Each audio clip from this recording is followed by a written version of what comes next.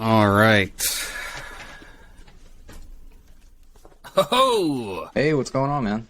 wow, you sound good. Yeah, it's not, hopefully not quite as bad as the last time we spoke. No, it's crystal clear. That's exactly what I Good. need. Perfect. All right. I'm super glad that not only do we get a chance to it, but like we got more stuff to talk about. Yeah. One of the forums suddenly becoming available once again. Oh, man.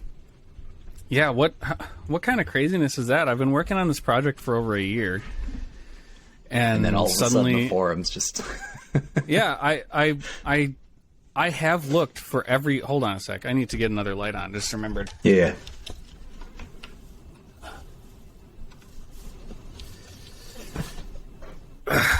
Whoa.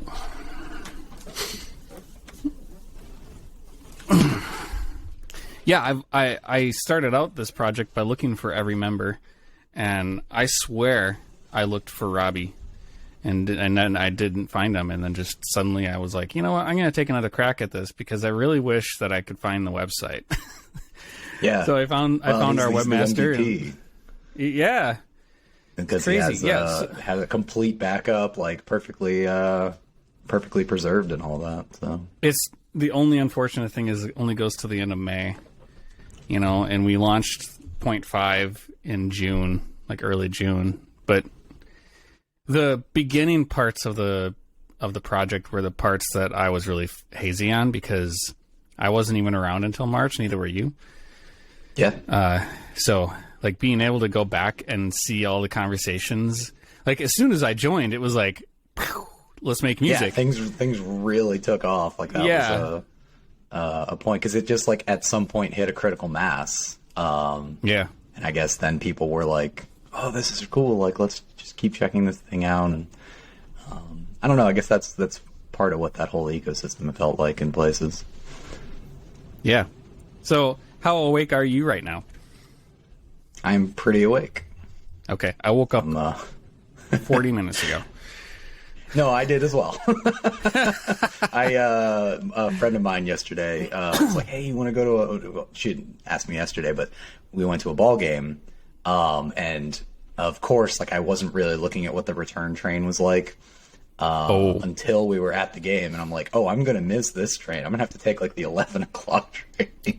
Like, well, okay, I guess I'll just hang out with my friend and have a couple of extra beers.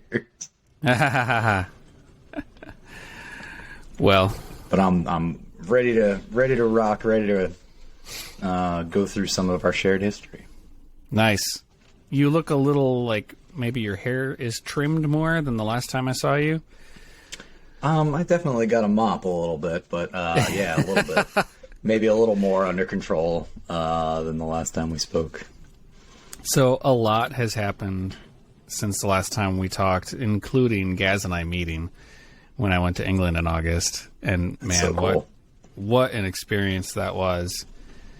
I just talked with him again yesterday, and do you remember? Did you watch the video that I sent? The little 5-minute video. Yeah, for sure. You know, when we came around that one building, and he was standing there waving, and we were waving to him. Apparently, and I didn't find this out until yesterday, that was like the fourth ferry that he waved to, because we were messaging back and forth, and he was like, "Oh, I see you," and he would wave, and then I was like, "No, we're not there yet." And he did that like 3 times before it was the right ship. Fourth So try I thought every time. Yeah, I thought that was pretty funny. I mean, it looked pretty it looked great on video, and I'm pretty sure like as soon as he saw us waving, I mean, he realized that was the right one. That's so cool. Yeah. Anyway, but yeah, it's been a really long process. Like, I originally thought I was going to get this project done in a couple of months, and with the amount of digital archaeology that I've been doing, I don't know how I could have done it quickly, and especially with Rye being busy with school.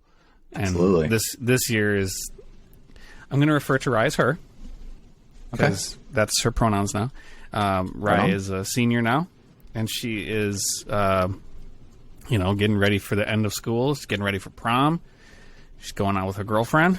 And then yeah, in the fall, she's got plans to go to, hopefully, I mean, she was accepted into multiple colleges, but in 2 weeks, we're going congrats to her. Yeah, thanks. In a couple of weeks, we're going to Milwaukee, and we're going to stay in an Airbnb because it's the admitted student days. Yeah, and, yeah. They're like, come to our place. yeah.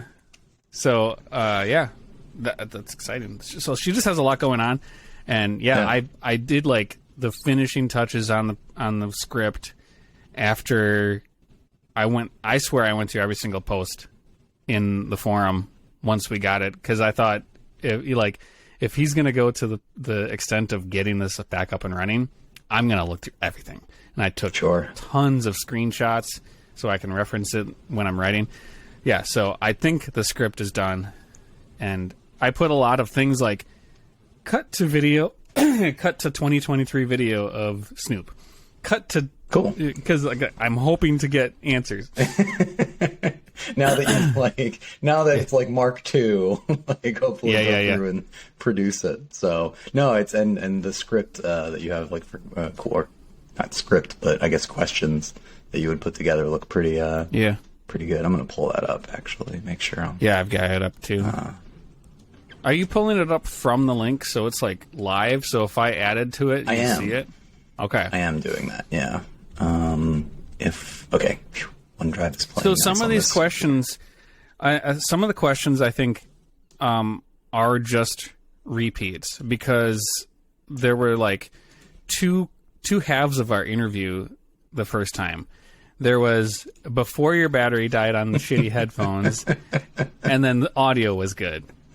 So we could barely hear you. Thankfully, YouTube, when I uploaded the videos to YouTube as private videos, because I wanted to get transcriptions, and thankfully it was able to get almost everything that you said. So we used those and put them in the video, but it would still be nice to get something. And plus, we were doing yours was my first interview, and we did it over Zoom. Yeah, that we was did it on not Zoom. Too long after the project was sort of like, okay, like let's start doing these interviews and things. So I'm delighted that it's all worked out to where we're just going to go through it again, and not just because of the audio. Yeah, a lot of it's because of the audio, but yeah. Is my level okay? By the way, I'm noticing that I seem to be mostly in yellow on this little. Give me a check. Check. Yeah, you're the same as me. Cool. Right on. Okay. Except I've got a fancy studio microphone. Yeah, no, you've got the super duper. Like I've put mine on on an arm, and I have a pop filter and everything, but it's not. It's like a USB microphone. It's not a real one. Mine is going through a fancy interface for making music. It's the Focusrite 2.4. Absolutely. Yeah, it's funny because like I watch videos of people recording music, guitar players, like all these very music based. If you looked at my YouTube feed, you'd know what kind of person I am. Mm-hmm. And it's funny how many people have the exact same interface that I have. And I got it kind of like, if you look at audio interfaces for studios, it's a huge market. But I just found one that that seemed to work. Like, and I just went to Guitar Center and bought it, and it turns out to be very popular. Right on. It's like falling. Okay. Oh yeah, under its own weight. Yeah, because this is a heavy microphone. I was using just like I guess whatever's on my webcam and like whatever's built in or whatever. And then at one point, one of my team members was like what? I can't hear you or whatever. And I think I might have heard like maybe we recorded like a meeting we had internally, and I listened to it. And I was like, oh, my audio sounds terrible. I absolutely cannot. Like, my teammates probably hate me because I just sound so bad on Zoom. Like, I should get a real setup. Yeah. Do you still work primarily from home? I do. Yeah. So we do have office space again here in Boston, but we are still very flexible in terms of that. So I mostly still work from home. Every now and then I'll go into the office for something that needs to be done in physical space. Usually just when they want to make sure that they have warm bodies in the office because a customer is coming in. Yeah, I can see that. Yeah. We technically get 2 days of work from home a week, but we're doing this really big project where it's seriously, from what I understand, they've been trying to do this project for going on 10 years. The manufacturing portion of our facility, of our company, still runs on a 20-year-old version of our ERP system. Oh, wow. And the customer service side and the websites for the dealers to place orders, that's running on a slightly newer version. Might only be 10 years. I don't exactly know the dates, but we had to do a bunch of custom programming to make the newer version talk with the older version to make orders go from the new version down to the production facility. And so we're trying to just draw a line in the sand and say, by this date, everyone needs to be on the new version. And it's this massive project. And I've only been there about 6 months. And it's I don't know about ERP specifically, but like that very much reminds me of a job I had not too long after Classic Dream 3, actually, where it was just like, oh man, like we're dealing with kind of 20 years of piled up just like cruft, and they had been paying the software vendor to make like individual changes like just for that deployment of the software or something. And it's like, well, at every step along the way, it was sort of a better call to do that, but you integrate that up over 20 years, and it's just like, oh, I wish we could just use the other thing, like the new version of that thing that's had all these fixes and upgrades and things. And who knows? Yeah, like everyone was hoping still using that system. Everyone was hoping that we could just use the base functionality of the new system. Nah, it just isn't designed for specifically what we need. What we should have just done is acquired that company. And then we could have just done whatever we wanted. Fold that in. Yeah. Because I think the company I work for is big enough. It's huge. But yeah, all that is to say that technically we get 2 days of work from home a week. I've only been taking one. And that's so I kind Friday. of, it's kind of a fait accompli because my manager doesn't live in the state. So he's like definitely remote all the time. And I'm kind of like, well, I get to be remote all the time too if I want to. Like, you know, they could try to like press me or whatever. It's like, well, you know, anyway. But my employer is not at all adversarial like that. They've been very, very welcoming to remote work, things like that. Cool. But it is useful that we have actual physical space for like our salespeople, stuff like that. Yeah. Okay, man. Let's dive in. I think we should just get on with the questions and do this stuff. Oh, my God. I might need to ask my wife to bring me down more water. Okay, so we're going to just go from the top, and I'm going to just keep on fixing my microphone because it keeps falling. And so why don't you give yourself an introduction? What is your name? Yeah, so hi, I'm James Snoop Jedi Garrity. I was a member of the Classic Doom 3 team. I worked on the GUI, the main menu, and some other changes, the end screen, the end of levels, some miscellaneous things in the code, and just general bug hunting, things like that. Worked on the code to implement secrets, right? Yeah. Like lots of little things like that where it was kind of, we were making this mod. We wanted it to have the feel of this thing that it was an homage to. And wherever there was a little thing that kind of required one of those code changes, it's been great to look over those forum posts and see like, oh, could we do this thing? And then like, oh, here's some ideas I have about how we could maybe do that. So yeah, secrets, music, I think there were a handful of other things like changing the player speed, things like that. It's actually an interesting point about the music. At first, we weren't even sure how to make music be global. Did you figure that out? That's like the thing with the original was like the music is the same volume no matter where you are. Like it's not being emitted into the world; it's just playing. And yeah, I remember. And I've seen some of it in the going through the forums, and I don't know the full story, but we we wanted that music to not come from in Doom 3, kind of the way that you had done that or something like it, because there was no music in Doom 3 really, other than on the menu. So it's like you kind of had to put these emitters into the world. And so you'd like walk from room to room and the music would change. And it's like, that's not a very satisfying way to do that. Like we would be better off just not putting it in. But yeah, I think I was the one who found a flag that like made it global. I think so. You know, it's interesting because when I kind of got my start making music for people's Quake 3 levels. I was hanging out at quake3world.com. Initially, I wanted to kind of work my way back in as a level designer, and then when I saw the talent out there and how far things had progressed since the mid '90s when I was doing level design, I realized I'm probably not going to be able to stand out. So I decided I'll offer my services as a musician, which ultimately led me to Classic Doom 3.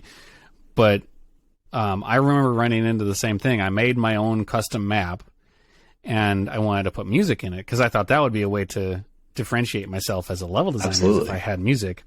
And yeah, I ran into the same thing where I couldn't make it global. I had to put like speakers, and like here's a hallway. I had to put a speaker here, here, here, and then you could like hear it kind of getting quieter and then louder and quieter and louder, as if you're walking between like sets of speakers or something. Yeah, like that. I felt like I was in a grocery store, like walking between speakers in the ceiling. Attention, Kmart shoppers. Yeah.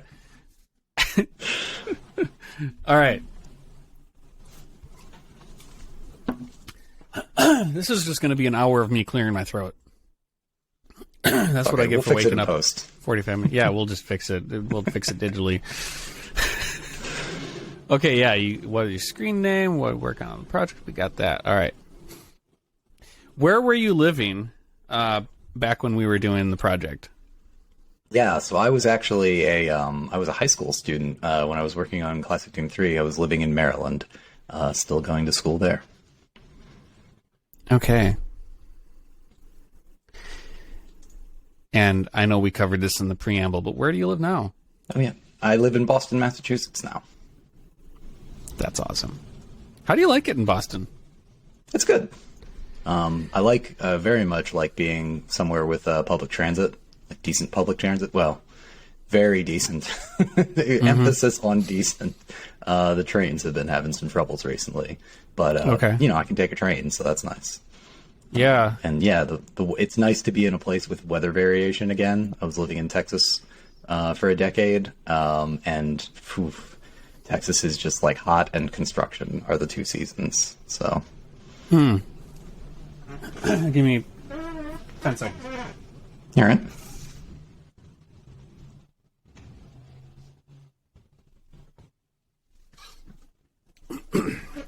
And my wife and I are looking at, like potential landing spots because we don't want to live in Madison, Wisconsin forever.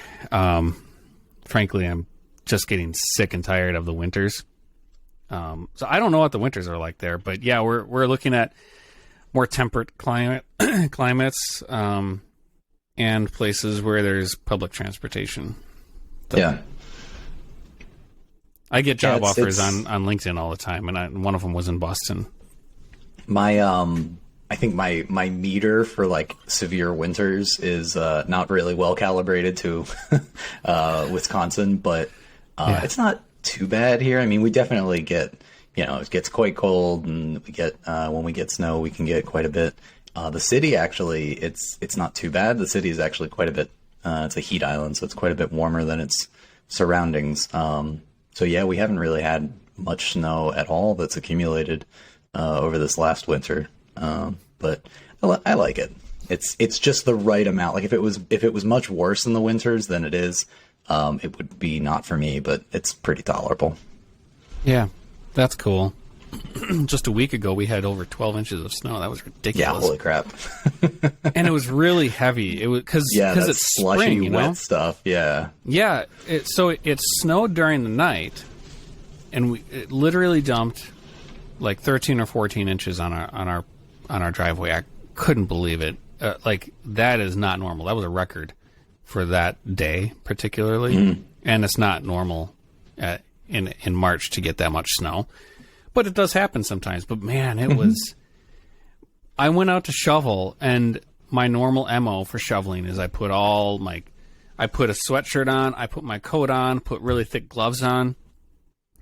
10 minutes in, and I was overheating so bad. And take layers off. First, I took my coat off, and then I realized, okay, it's actually warm.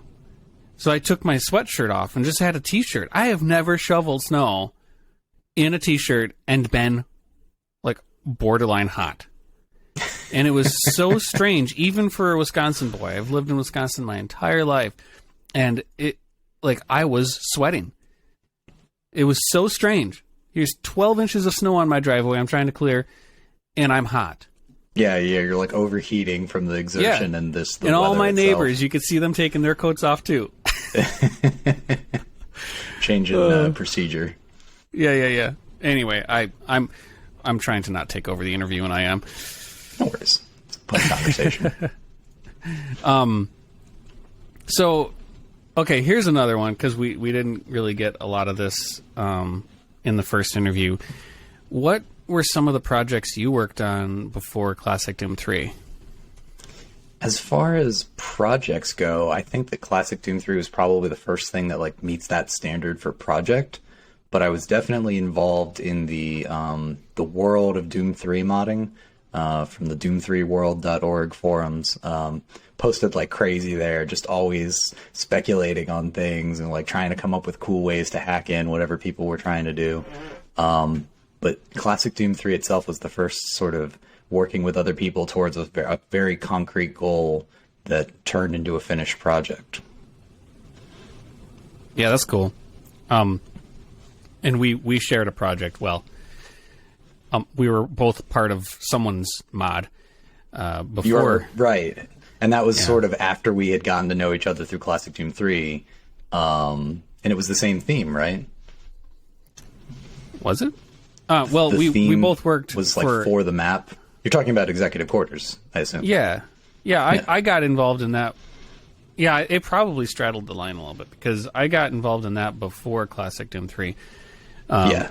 Because he was looking for music for his boss fight, and he had a very specific song he wanted me to target. He's like, I want it to be this song from Tool.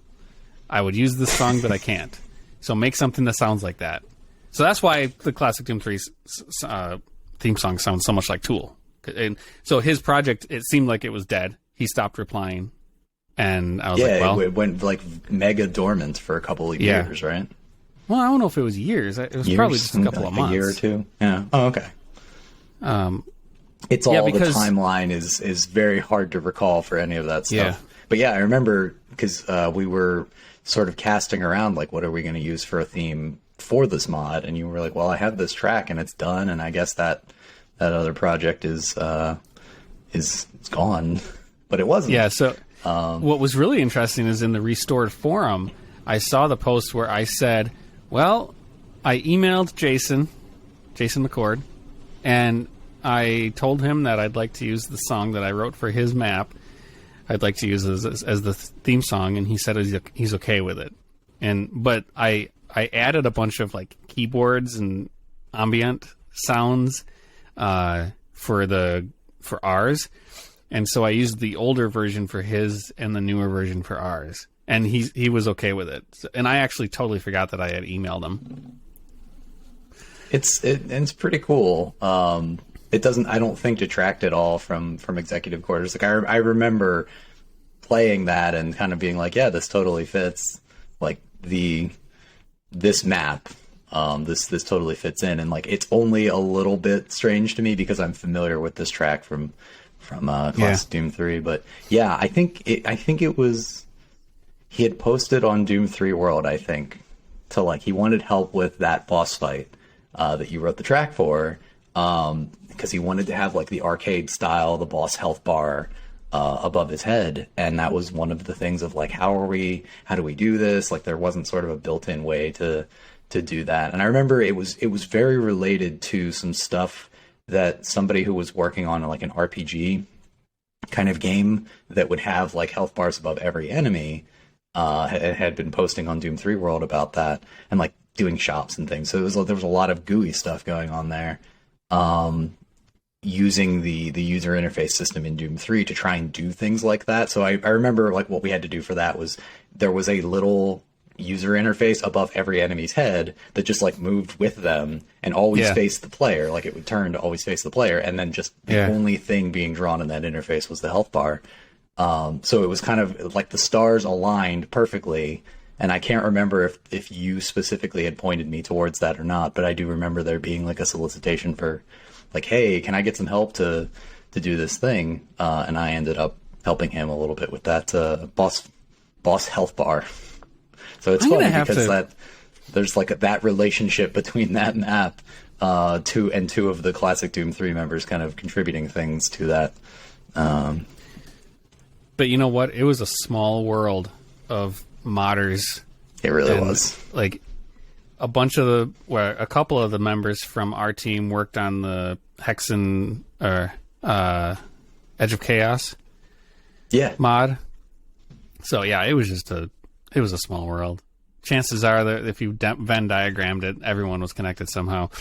Absolutely. And then we had like the Last Man Standing mod was sort of like the other big popular mod, especially once things sort of stabilized.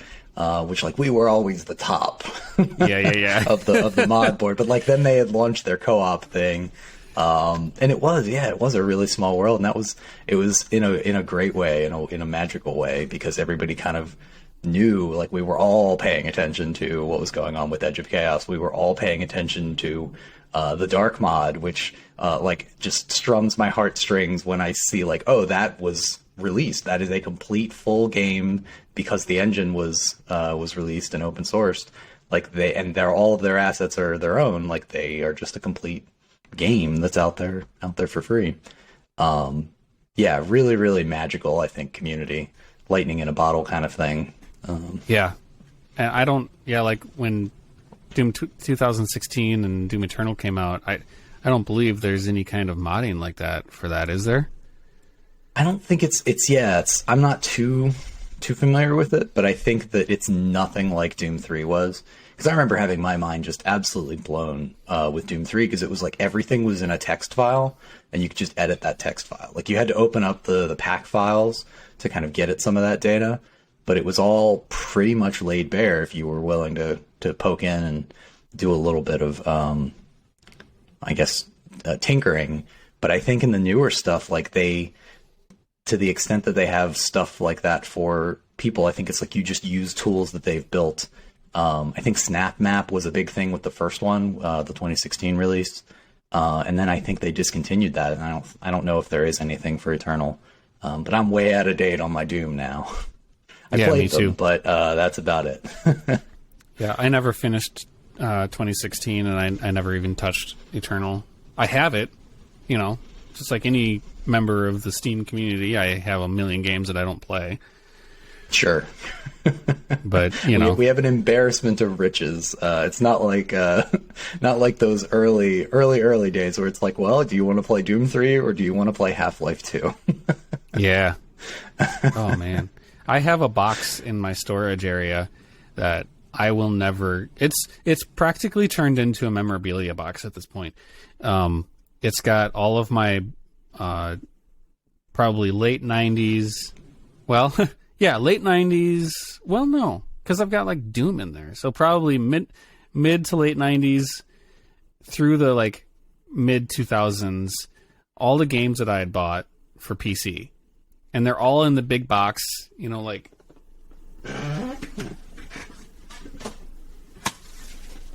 like this, the way you used to buy games. Yeah. And that one actually came from Gaz. He gave that to me when I met him. Really? And this. That's so cool. This. I got this from him too. Is the Xbox release? Yeah, I don't even have an Xbox. Well, I remember we were all so jealous when that release came out, because like I think there was official co-op and there was a few other like changes that hadn't yet, and then eventually they were folded back into the BFG edition of the game, I think. Okay. But I remember like being sort of jealous of some of the improvements, I guess, that the Xbox had gotten. But yeah, it was a different world, different time for sure. Because I also have a software box, a memorabilia box, and you can see like over my shoulder here, I've got my bench of like an old computer that I'm trying to restore. But is that the one you had from your childhood? Yeah. So this was actually my father's computer from like the dawn of the microprocessor revolution. This is a K-Pro 10, which was a class of computer that no longer exists called a luggable, because it's like when it's not all taken apart like this, like it's a box and it has a little handle and everything. You carry it around with you, and it's like 50 pounds, so you wouldn't carry it around with you, but you could like take it on a business trip or something like that. So it's not my computer so much, but I did learn my ABCs on this computer. I would fill the screen up with A's and fill the screen up with B's and so on, or so I've been told. But yeah, I have a box. It's got some CDs. I think I've got Doom 3 in there, in the expansion pack, and I am pretty sure that I have a bunch of floppies in there as well, like all my DOS shareware favorites, which I think are all, I've checked and made sure that there's like online copies. People have archived the games, but it's like, no, this is my disc. Yeah. It's important to me to have my disc. Yeah, I've got the original Doom on floppy still. That's so cool. I only ever played the shareware release, actually. So it was interesting interacting with some of the members of the Doom 3 community, talking about like episodes 2 and 3, and I'm like, I don't know anything about that. All I know is episode 1. Yeah, when I bought the second and third episodes, when I I finally went out and bought the full game, I was not down with the second and third episodes. I didn't think they were as good as the first episode. Like, they put the best foot forward. The shareware was the best episode. Well, and that's sort of like the legend, I guess, that's now just game development myth. That they did E1M1 last. Like, they made all of the levels in episode 1, and then John Romero came back and did E1M1 so that they could put their best foot forward, and did a great job with that, because everybody remembers E1M1. Yep. And it's funny because I guess we did exactly the opposite of that with Classic Doom 3. We're pretty much just going through the order as if you would have played them, where E1M1 was the very first, it was just this standalone map. And then by the end of the project, we were sort of like, how do we put these finishing touches on E1M9?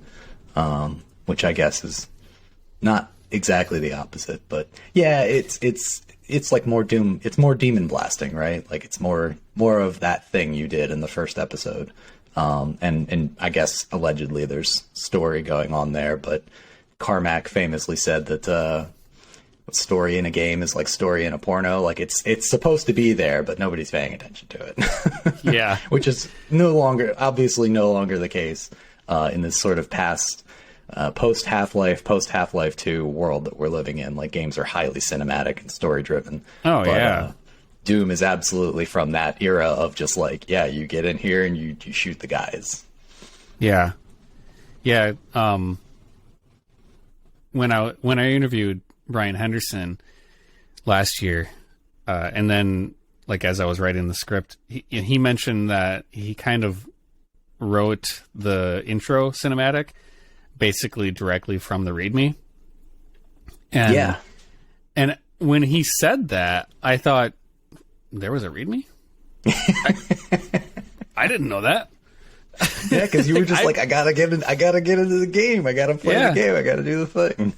Yeah, and for me, I remember like back in the Super Nintendo days, some people loved that you could go into the options and change what button on the controller did what, and I always thought, my God, I don't want to deal with that. Just let me get in the game and play. And that was the thing I loved. I'm that guy who's like the first thing I open in the menu is options. And I think I was looking through we'll talk about the UI a little bit, the main menu, but I think it was called Read This in the menu. Oh yeah. Because I remember like it was very important, I guess, to me that like we have it exactly the way it was in the original Doom. Oh yeah. But yeah, like And at the end of the episode, like, you got that teaser for, like, find out what happens next in this story. It's like, there was a story here. And we were talking about it too, about like, what should we do at the end of the game? Like the end of episode 1, like you go into the kill box, and the Doom Marine dies. And then episode 2, like on the shores of hell. And like, we were talking about how we didn't get it. And I guess because you had to really read, and read between the lines, the text that popped up at that end of that episode, trying to get you to buy the full game. Yeah, that was interesting reading the forum posts about that. Like we had almost like philosophical discussions about the fact that, is he really dead? Yeah. Like did he die and then go to hell? Yeah, because somebody was like, well, it cuts away, like he's got 30% health, like maybe he wins that fight. It's very heartwarming to look over those discussions, because like we were all very invested in the original Doom, and like we had to be. It's the only way that the project we were working on could exist, is if we were all very invested in that subject matter. So yeah, very, very philosophical, getting at the heart of the story of Doom. Right. I actually found out recently on a Carl Jobst video that because of the speedrunning community is so, hyper, what's the word I'm looking for? They want to get every second they can out of a speedrun. Yeah.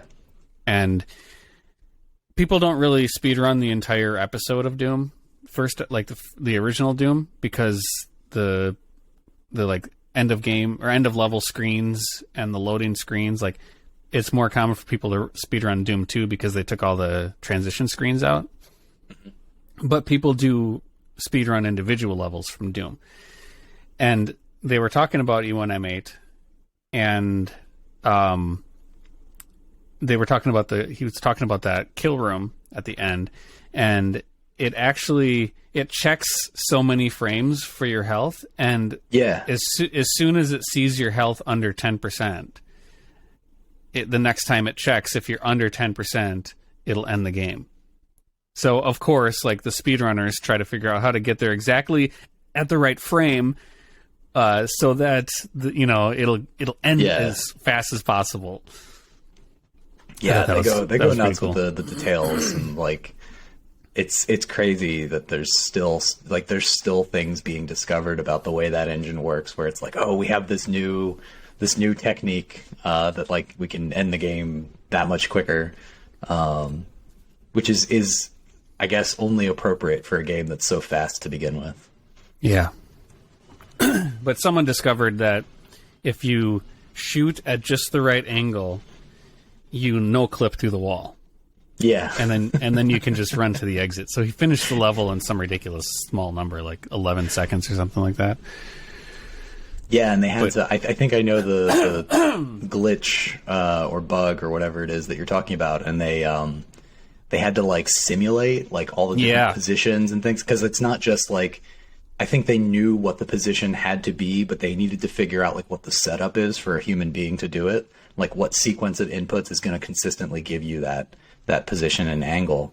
And so they just like wrote a computer program to like simulate all like the different possible sets of inputs, to see which ones could like actually get the closest and be the most consistent, which is just not. And like, I think there are expansion wads and maps and things that like, there's one of them that has way more enemies than you could actually kill with the ammo that's available to you in the level.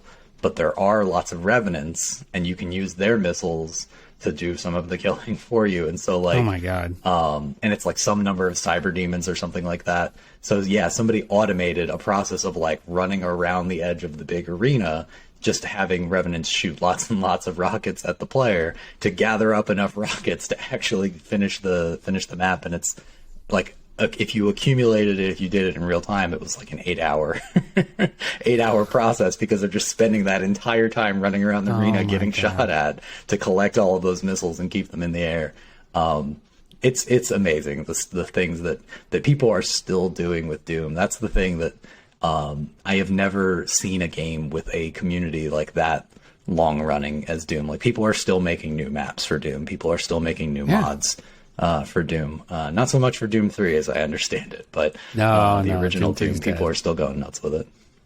Yeah, because excuse me, Doom was like, I don't remember if I was reading an interview with John Carmack or John Romero, or it may have just been fans. I don't remember, but between Wolfenstein 3D and Doom, technology-wise, John Carmack didn't make that big of a leap. You know, he figured out a couple of the things that bugged him about Wolf 3D, like all the walls had to be at a 90-degree angle, and all the walls on a block had to be the same color.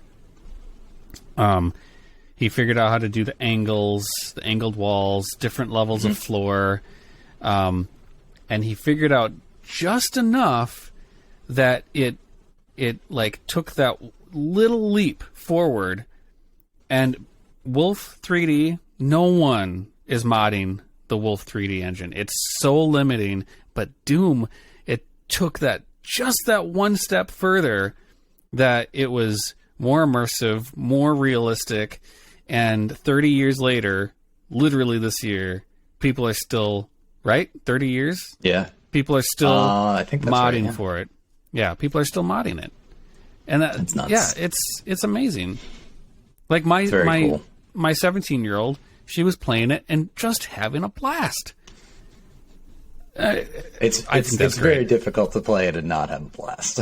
Yeah, it's so much fun. Because it's just, and it does feel like it's polish on top of that Wolf 3D thing. I don't know if you're going to talk about Masters of Doom at all in the course of the video, but like the making of the originals, and it goes into like a little the preamble history of like when they were working at Soft Disk, and then they made Wolf 3D and stuff. And Wolf 3D was just like wanting to make that fast-paced shooter kind of game. Although at one point it wasn't really a shooter; it was like more of a stealth 'em up, like the original Castle Wolfenstein thing, where they got the name from. And it's funny, like the incremental improvements things, because like even Wolf 3D wasn't the first time those guys had done it. Like they had done Catacomb 3D with Soft Disk, and yeah. But it's like at some point with Doom, like it passed a critical threshold, I guess because of the success of Wolf, to where they could just like really go nuts with it. They were like, we're gonna make these we're going to make models and like digitize them in, and like we're going to make this game just over the top, rule of cool for sure. And they did.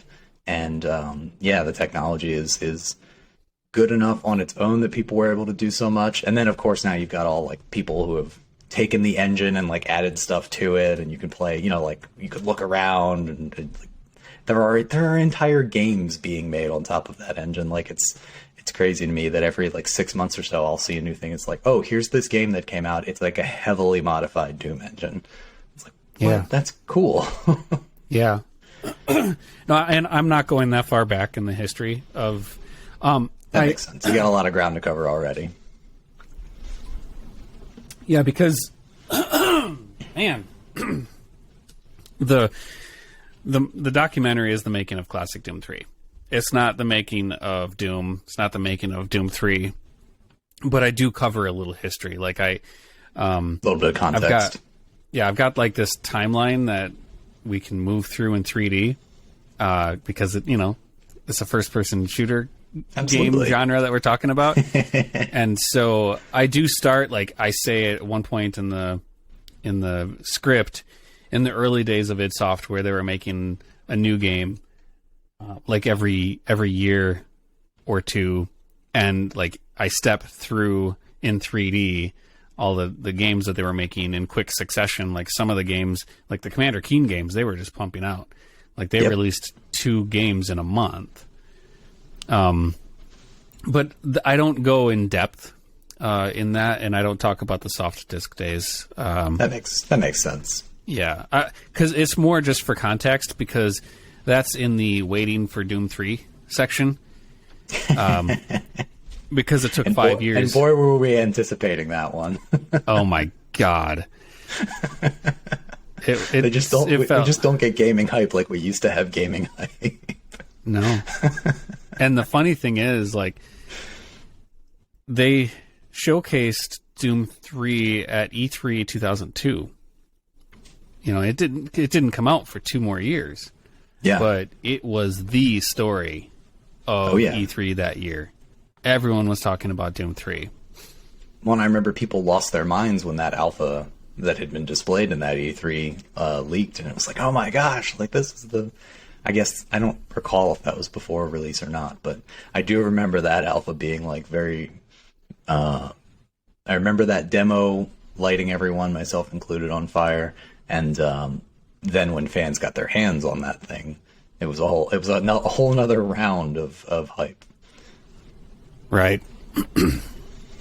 My computer was too crappy to even... it was probably like 10 frames a second. I got terrible performance. Yeah. But yeah, I found out from Gaz last year that people, like, it had the level editor built in still. Like, even though it was just the alpha, they already had the code for the editor built in. And so you could open up the maps from that demo and see how things worked and tinker around a little. Yeah.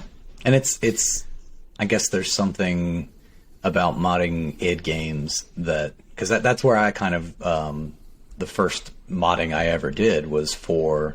You asked me about like what projects were you with. I wasn't working on like specific things that turned into a completed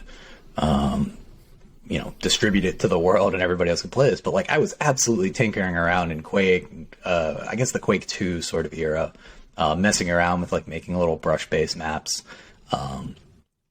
and I remember it was just like so cool to kind of get that peek under the hood of like, these are just the tools that they use to make this thing. These tools have to exist. Like, you can't make a game without having these tools to make this game.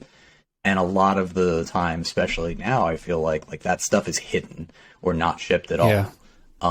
But it was just kind of, it was always there in the background. Like, you could pull down that developer console very easily. You could boot up the map editor very easily and poke around. And maybe that's why people go nuts with it, is because like it's all right there. You can do it. It was definitely the first. The Doom 3 community was definitely the first time that I got that bug of like, oh man, like if you really let your fans create what they want to create, like if you truly make it an open, here are the tools, here's what you can do, go nuts, they will, and they'll make some really cool things. So it's kind of a shame actually to see that the new ones kind of put up some more barriers to that sort of thing, but I guess we're living in a different world now. Well, and I think they're kind of, in a way, they're following the market, because nowadays if someone wants to make their own game, they just download Unity and download an asset pack and just make something fresh. Anyway, next question. So you may have answered some of this. Okay. So I'm going to ask a couple of questions here. So number 6, how did you end up getting involved in the project? And I actually see your first public post, December 24th, 2004. And I think you were reporting bugs. So how about, let's just start out. How did you end up getting involved in the project? Yeah, so I was definitely haunting the Doom 3 community in general, checking out what was being posted on Doom 3 World, like what people were working on. I remember like my first taste of Doom 3 modding, which I think was a first taste for a lot of people, was the infamous duct tape flashlight mod, which that does what it says on the tin. It adds a flashlight, as if the Marine had duct taped it to his gun. And I remember that being just so cool because it was just like a text file that the guy had edited or something. That website's still online, actually. Anyway, so I was checking things out, and I would download maps, like whatever was on Doom 3 files. Like I would download that stuff and check it out. Like, what are people making? And I stumbled across this effort to recreate some of the levels that I knew from episode 1 of the original Doom. I'm like, oh yeah, cool, I'll check this out. And I was just like, oh, this is super cool. These are really cool maps. Like, I really enjoy this. And it looks like kind of they're heading towards trying to do the full episode. Like, that's so cool. So I became just a total fanboy for Classic Doom 3 right off the bat. And yeah, there was this sort of continual process of like, let's make these maps just a little bit better. Like, even the ones that were really, really, by the time I was aware of it, like E1M1 was very polished and like pretty much done when I first discovered Classic Doom 3, but there was still like improvements to be made. And, you know, some of the stuff was just like little bugs, or like somebody would have an issue with the lighting or something, or maybe there was a little gap in the geometry that wasn't fully closed. So yeah, I saw an opportunity there. There was some solicitation of like, hey, we need beta testers to like test these new versions of these maps and check things out. And I was more than willing to do that. So I got started that way. And then eventually there was some need for more members of the team to do things like the main menu in particular. And I stepped up and stepped right into that role, and the rest is history, I guess. Yeah, cool. And I'm sure your bug testing didn't go away, because even I was bug testing. Like, we were all on the team. Absolutely. We were all basically responsible for open the mod, run through it, find bugs, and come back here and post about them. Yeah. Yeah, just keep your eyes peeled, because it's like you're always going to, like, doing game stuff. Like, it's just, there's always going to be stuff. There's always going to be stuff on it. And it's people talk sometimes about like, oh, like these game developers ship a bug. It's like, no game ships without them. There's always going to be more stuff that you could do, you could fix, you could implement. So you're just always trying to keep your eyes peeled for that sort of thing, just to at least be aware of it. And then you'd figure out which one of those things you want to do, and then which ones you don't. And yeah, so we were all, and then we would, if we would make a change or something, like it's possible that fix or that improvement like caused some issues itself. So it's exactly like you and I both work, I believe, in some level of software development. Yeah. And that's the same thing with writing code now. Like, people report to me, because I'm the business analyst, people report bugs to me, and I have to make a decision. Is this a big enough bug that we crack open the code and put a fix in right now? Or do we live with this bug? Because we all know that if you open up the code, put a fix in place, there's a high possibility that you're going to break something else. Yeah. And do we have the resources to throw at unit testing and making sure that nothing else broke? And then if something else does get reported, like in a week, was that because we fixed this bug? So it's funny. It's like you're the just same always thing. Yeah, absolutely. And you're kind of always chasing your own tail, because like it's a never ending tide of that stuff. And in games, it's funny because like you'll track that stuff, but there's almost kind of you have to resist the urge to fix it sometimes in games, because it's like, who knows, like if we try to do this right now, we might change other stuff, and like the issue might become irrelevant, or it might get fixed just like in the course of fixing some other thing or something. So there's almost like a temptation to kind of do it too soon with game stuff, which is definitely different with the mod, because we were kind of regularly pushing out like updates, moving towards like a 1.0. Like I think when I got started, it was like the 0.2, 0.25 or whatever days.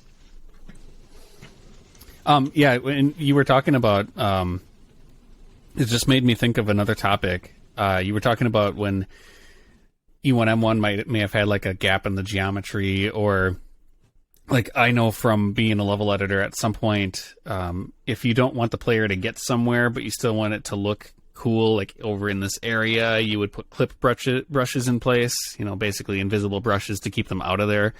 Yeah. And you probably know this too from our game development days, that modern games probably have the same kind of thing. They try to put a clip brush around this thing, but there might be a way to get through or to climb up clip brushes. Yeah. And I'm telling you that this bugs me so much, because kids these days, And by kids, I mean basically anyone who's like 25 or younger. They call them glitches. As if it's just a code problem. Like, no, that is, if you cracked open this Mario Kart map, if you open it up in a level editor, you'd probably see this thing that you are making a shortcut through. It's not a glitch. It's just like a missing clip brush. Yeah, and it's like an edge case that it's like, okay, what fraction of players are ever going to do exactly like this sequence of things to kind of notice this, right? Like, are we worried about players who are going to kind of like figure out where those brushes are, where that collision is, and like climb on top of it and get out of bounds? And like, sometimes the answer to that question is yes. A lot of the time the answer to that question is no. And it's funny looking through some of those like bug reports, because like some of those things just didn't matter. Some of the things I was reporting were not important, and like, I hope we didn't spend much time on some of those things. And by we, I mean the people who are actually doing the level editing. I wasn't doing that myself. But yeah, some of that stuff just was totally moot and not going to improve the experience of the average player. But like maybe a turbo nerd like me might notice that or something. And then other times it was like, oh, if you stand at this part of the room and look in this direction, there's just a big hole in the level. Like a normal player is going to notice that sort of thing. But yeah, I think people don't appreciate that games are like a whole bunch of hacks and tricks slapped together to give you the illusion of this virtual world. And like, we're not trying to recreate the physics of the real world or anything. Like, we're just trying to get a level out the door. That's all we're trying to do. Mm-hmm. And plus, it gets the speedrunners lots of fun to have. Right. If you don't leave some bugs in there. Yeah. What are the speedrunners? How are they going to break your level and finish it in 10 seconds when it's meant to go 10 minutes? Like, have you seen some people speedrun Half-Life, the original Half-Life? It's ridiculous. They don't even spend any time in the map. They're like on top of the map and just like running. What? Yeah. Well, it's we were talking about like the average player and like what has this actually influenced the like experience of somebody playing that game. And one of my personal favorites is I think it was Deus Ex. There was a lot of like opportunity to get out of bounds because they were trying to, like, that was one of the original immersive simulation games of like, this is a world and you're inside of this world. But there were a lot of opportunities to get like where you shouldn't be and you could get stuck there. So they just, if you like look out of bounds in those games, there'll be like a bunch of boxes or ladders or something to help you get back into the normal play area because they were very aware of the fact that players could get out of bounds, could get into these outside of the play area. And they wanted players who sort of just did that naturally to have a way back in. Wow. And it was just there, just so like, uh-oh, did I break my game? Like, no, just like climb up this ladder and you'll be back in where you're supposed to be. That is, that was like, that's a good hack, I guess. Like, you don't have to spend it's not a lot of effort for the map maker to just say like, oh, I'll put a ladder there. Like, players got out of bounds here and like got stuck. I'll put a ladder here. They can get out of the pool and go back into the regular game. That's cool. That was Ion Storm, right? That was Tom Hall? Mm-hmm. Yeah, cool. Yeah. Another id software.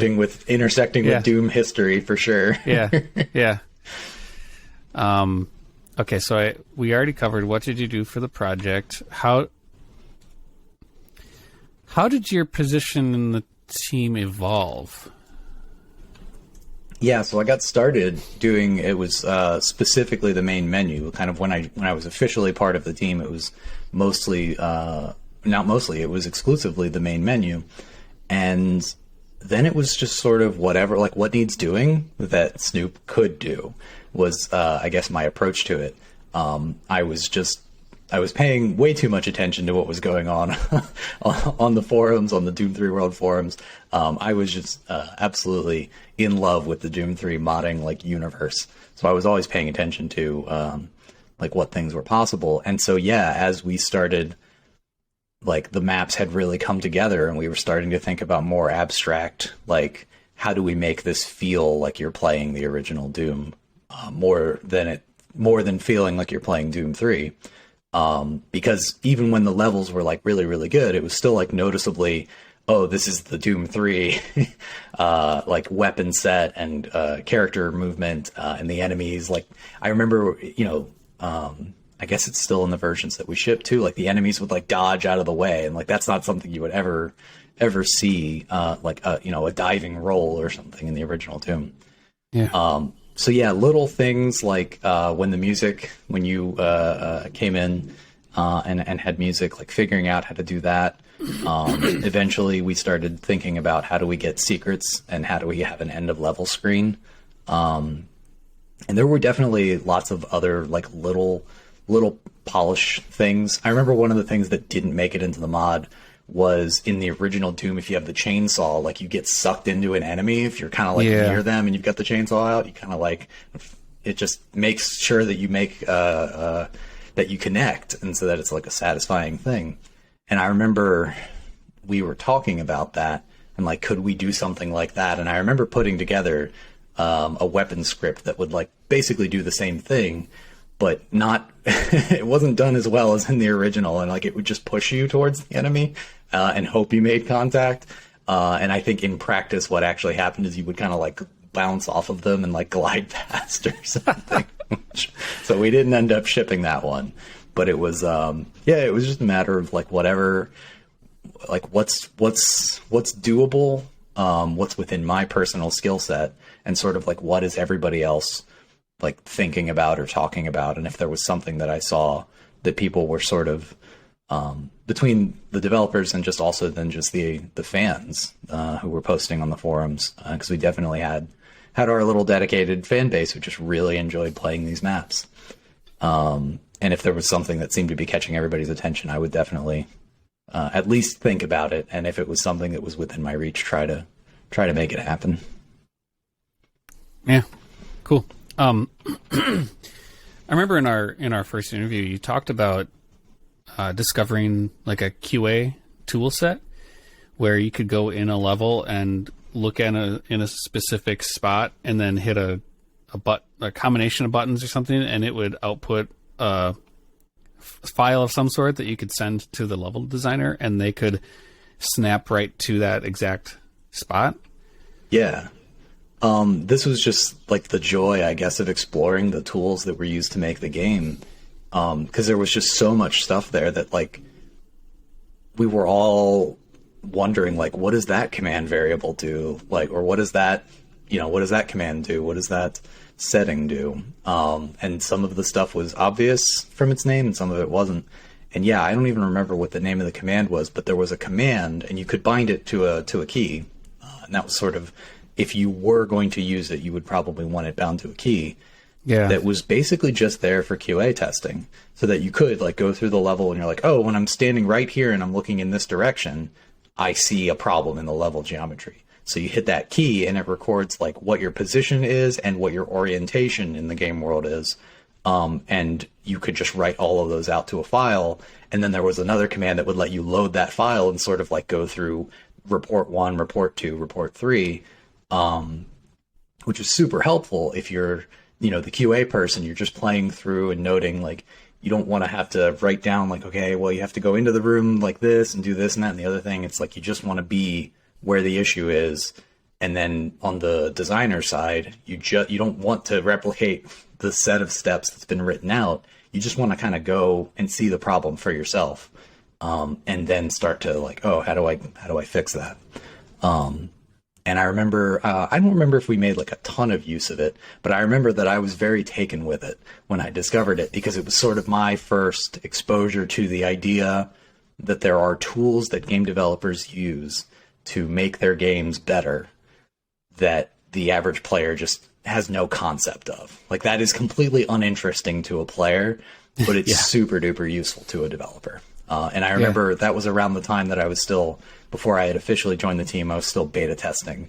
And I remember thinking like, oh, this is going to make my bug reports like so good. And I don't know if anybody even ever used it other than me, but I remember being very excited when I discovered it. That's cool. Yeah. I never heard of it until you mentioned it last year when we first talked.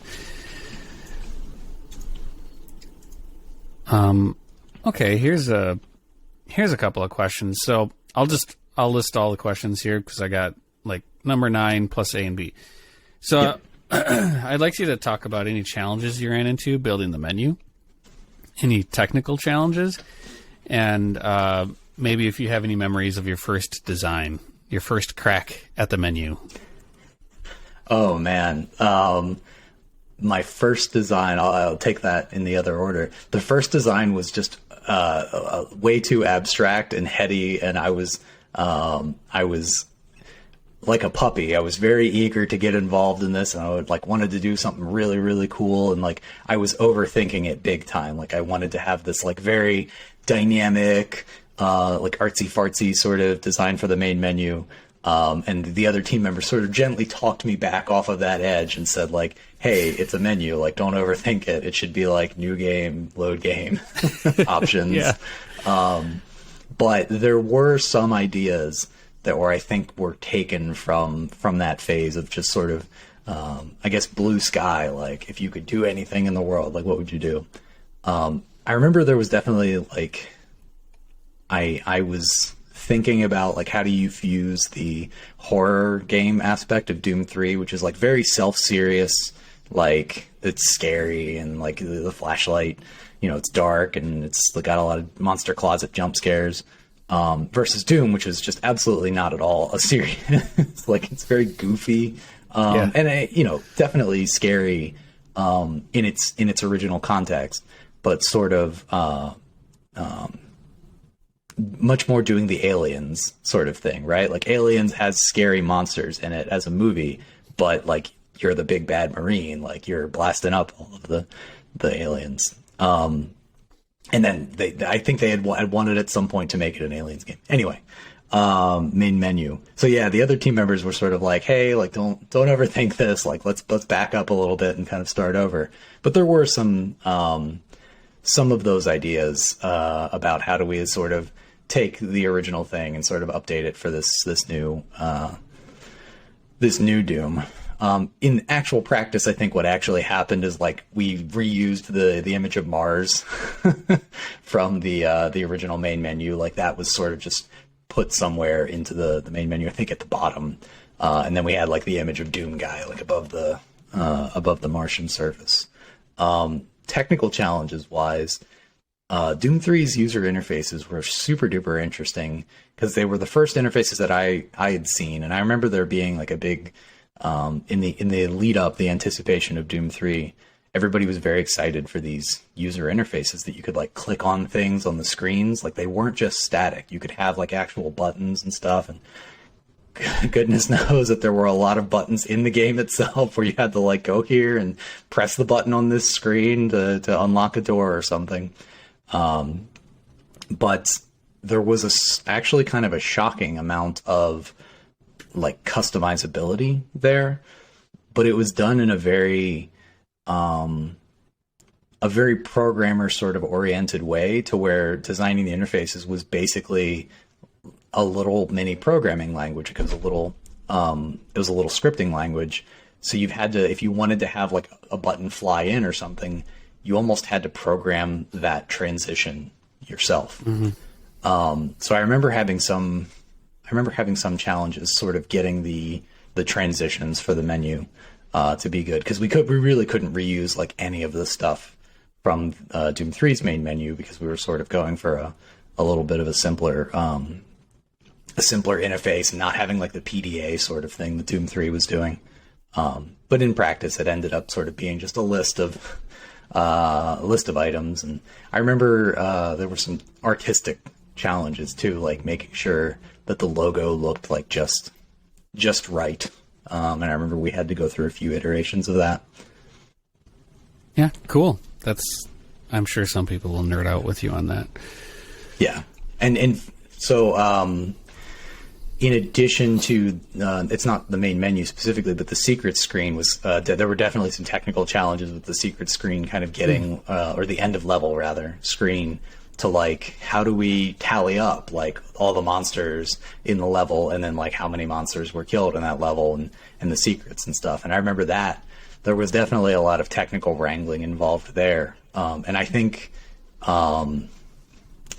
you remind me if I'm wrong, but I think we actually, the version that's like out there in the wild, there's a secret that you can't get because we forgot to put the trigger in that actually like makes the secret, like it makes the secret increment the count for that one.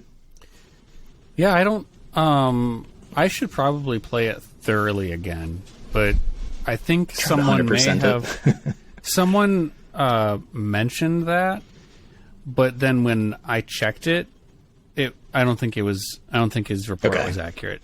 So I think we fixed that. It could have been one of those things too, where we had like if you hit it just right, you'll get it, and if you hit it just so, it won't trigger for you. Like maybe there's a gap or something. But yeah.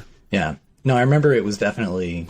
I remember there being definitely technical challenges there because it was like, how do we check if a player entered a secret area, and it just, Doom 3 wasn't built for that. Like that wasn't something they had in mind. It wasn't the kind of game where you got like a score at the end of it.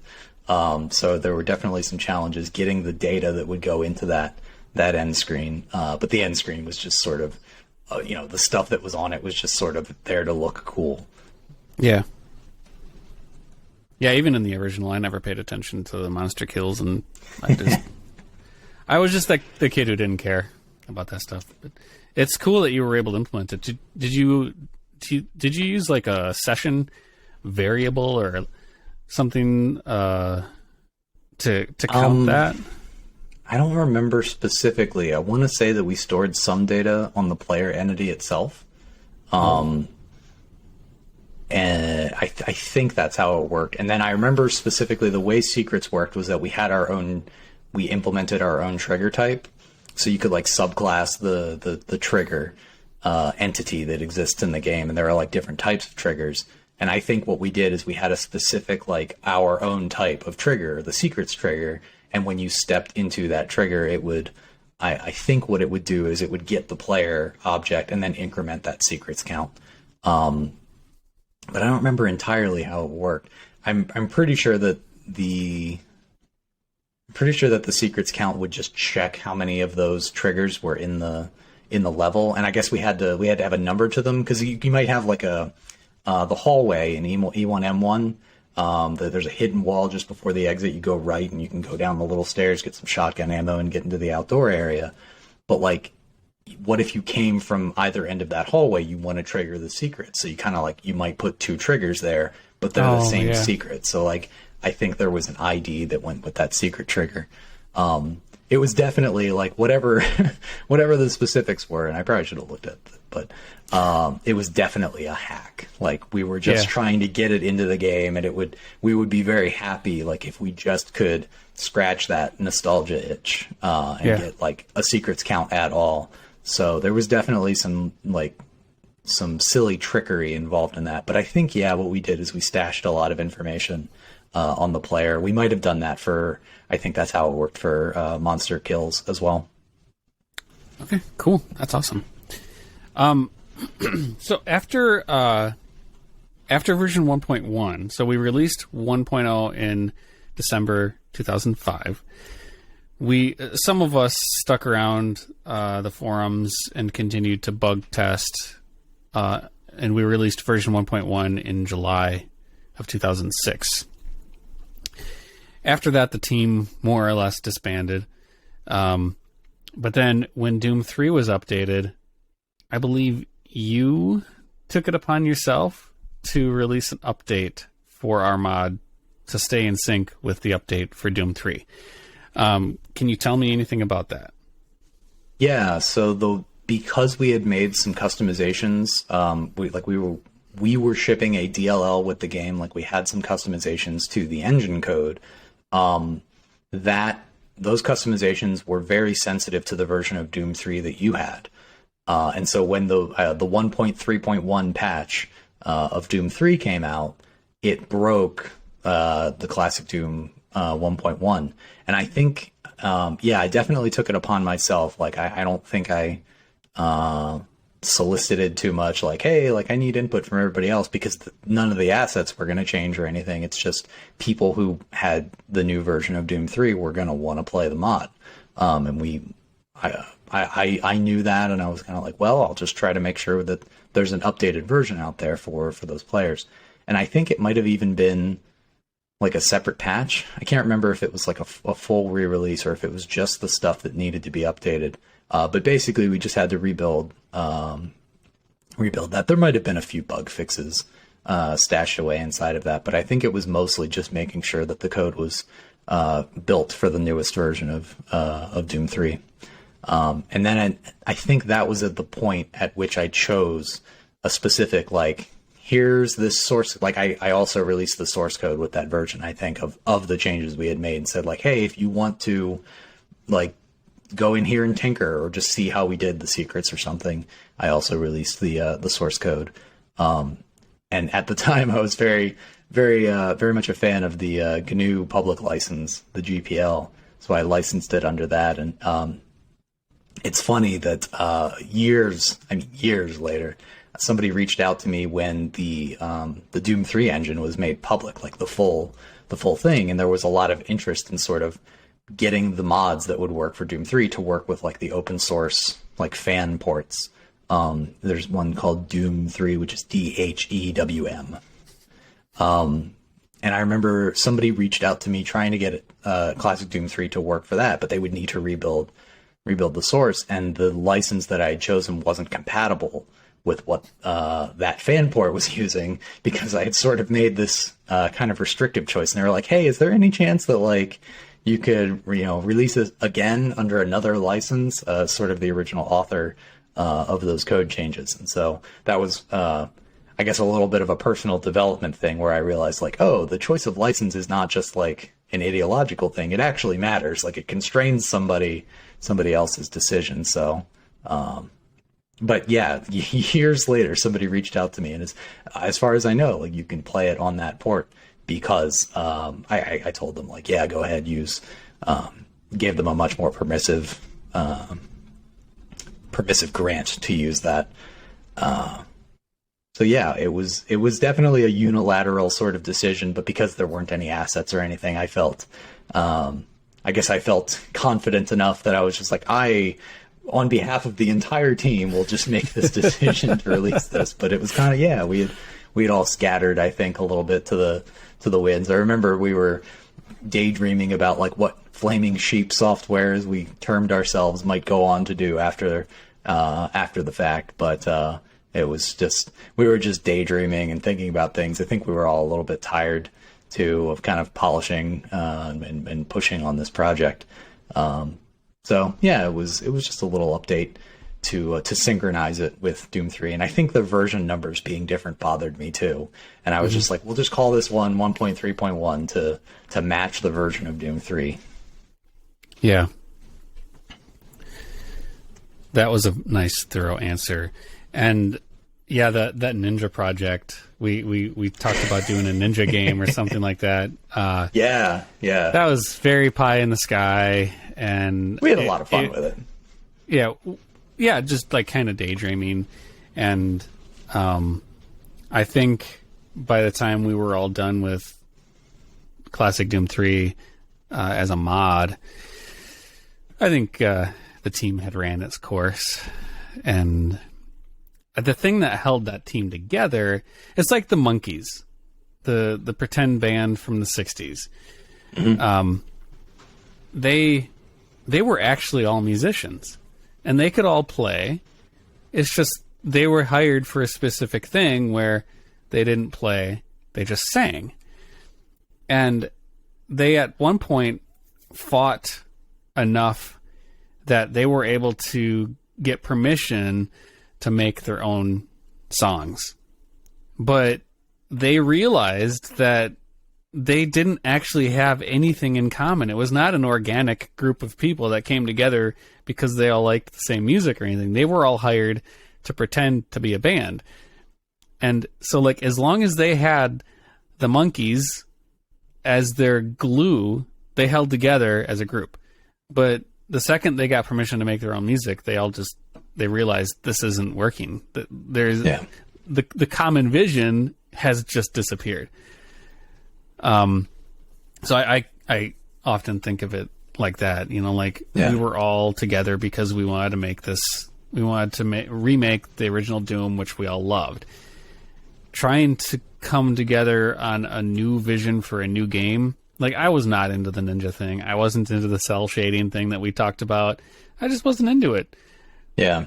And looking back on it, I'm just kind of like, we were just sort of imagining what was possible, and I don't think we were all that serious about actually pursuing a future project. But it was a lot of fun. It's a lot of fun actually to look back on that idea of, we were very interested, at least with the sort of ninja idea that was floating around on the developer forums.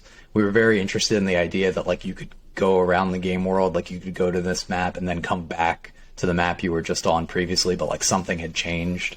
Which I guess we hadn't seen a lot of that in games up to that point. But like not long after that, we started seeing like what turned into what we call now open world games, which is very much like, oh, you come back here and something is different. On the other hand, like Super Metroid came out long before Doom 3 did and had like sort of a come back and something is different and has changed. But I remember the same trick of like stashing stuff on the player entity was, I think, like I remember thinking about like, how would we actually do that? How would we actually make it so that you could come back to this level and like something would be different? It'd be like, well, you'd go to this level and you like finish a quest or whatever it was, set a flag on the player, like that player has done this quest, and then you go back to the hub world or whatever and see that flag. So yeah, but we were just having fun, imagining what games. That's the easy stuff, right? The ideas come very easily in game development. It's where the rubber hits the road that it's all hard. And I think we all, between what we had been doing for Classic Doom 3, and then also because we were all keeping up with, we were all familiar with Edge of Chaos and the Dark Mod, and what was the one that was going to do, they were going to do a Descent in Doom 3. I can't recall what the name of it was. I don't know if I knew about that. I remember there was some project, and I've completely forgotten the name now, but they wanted to do like a 6 Degree of Freedom spaceship shooter in the Doom 3 engine. And like looking at these big, ambitious total conversions, and just like, we all knew how much work that was that we were talking about. So I think it was never particularly serious because we all knew how much more work it was compared to the thing that we were all like a little bit tired of kind of working on, and all of those ideas amounted to, hey, let's do all of that again, but like way more of it. Yeah. Yeah, when I was talking with Gaz yesterday, that you just triggered a memory, but now I'm forgetting what it was. It's lost. I can't remember what I was going to say. Oh yeah, now I remember. Right. When the Classic Doom 3 project ended, we got a lot of people saying, hey, we'd really like if you could release the other levels. I mean, the other episodes. Yeah. And it took us basically a year and a few months to do episode 1. And there's no way around it. It was going to take that long for more episodes. There's no way around it. You can't like, okay, so some of the code that you did, sure, we wouldn't have to recreate that, but there's no quick way to do those levels. You have to lovingly recreate them, because like you can't just export from Doom and put them in Doom 3 and have everything perfect. No, not at all. It's just completely incompatible. Ideas of what a level is built out of. Yeah. So when we released version 1, I put out there to the world, I said it in multiple places, we invite anyone to pick up our assets. It's all there in the PK4 files. Just pick them up and make the other episodes. Have at it. Hire a musician, remake the music, hire a bunch of level editors. It's your turn. You go now. ahead. You can do that. Well, it's very telling that in the subsequent years, almost 2 decades, no one did it. It's definitely, especially the levels, like it's a lot of work to go through them, and especially trying to, I think doing it 1-to-1 is maybe not quite as tall of an order, but that wasn't quite what we were doing, right? Like it really was taking the layout of the levels, but sort of like putting in that sort of filler material. I don't want to call it filler material, but like the stuff that fleshed out the details and like all of the, bump mapped textures and things like that. And like, rather than, this hallway that's got a flat texture down both walls the entire way, like, oh, like maybe we could like put a stain on this side, or, have some wires hanging down from the ceiling or something like that. We were trying to pay some attention to that, and that stuff takes a lot of time. So I think there was very little interest, in addition to like how many people played those episodes compared to how many people played the first episode.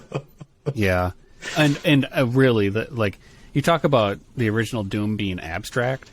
Well, like, abstract design, like, what the heck is this about? Well, it doesn't matter. It's fun. Episodes 2 and 3 were way more abstract than episode 1. Yeah. So to try to glean what they were really going for, that would have been way more work.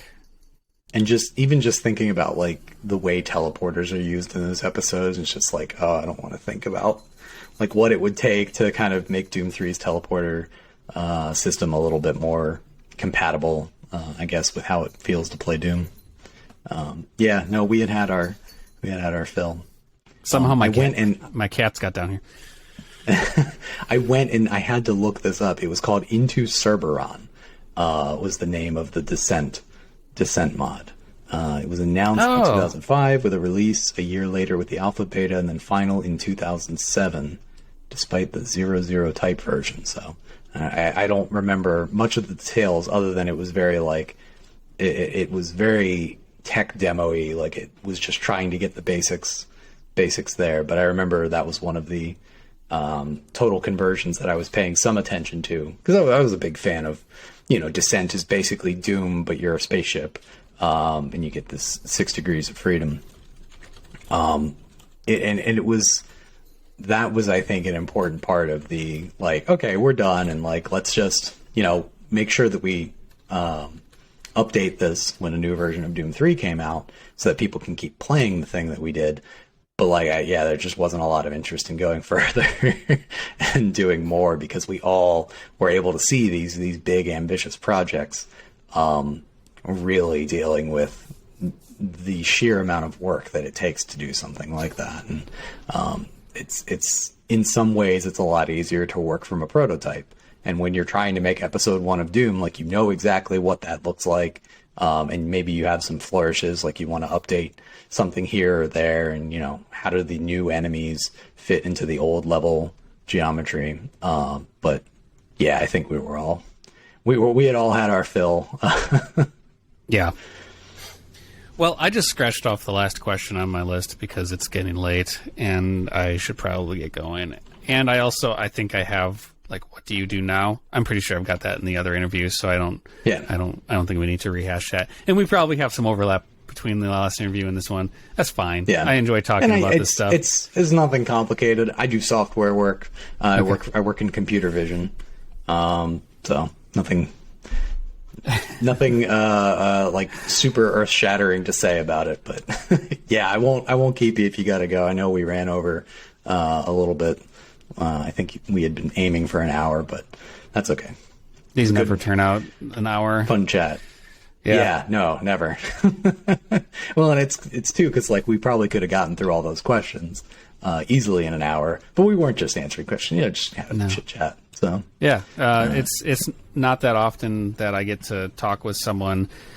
I was there, Gandalf. Yeah. Well, like, just talking about the good old Doom days, just talking about that. But then there's only a few of us in the entire world that worked on this classic Doom 3 mod. And eventually all these memories are just going to be completely lost to time, which is why I'm making this documentary. Not yet. With the documentary, we kind of reset the timer on that, because there's now there's going to be this document. I'm really looking forward to what's going on, and sending you my energy, since you're going through kind of like the restructuring, going for a 2.0. with all the new information, but really looking forward to kind of the digital archaeology, as you've so rightly called it, of being able to go through the treasure trove of stuff from the forums. Okay, cool, man. Just a reminder, don't close your browser. I'm going to end the call. Just don't close your browser until... Leave it open for a little while? Okay. Yeah, because it just needs to finish. It says it's 99% uploaded, but until it's totally done... okay. We don't want to lose an hour and a half long. I got you. It's recording on my side, and it needs to finish uploading to your side. Yep. I got you. Okay, will do.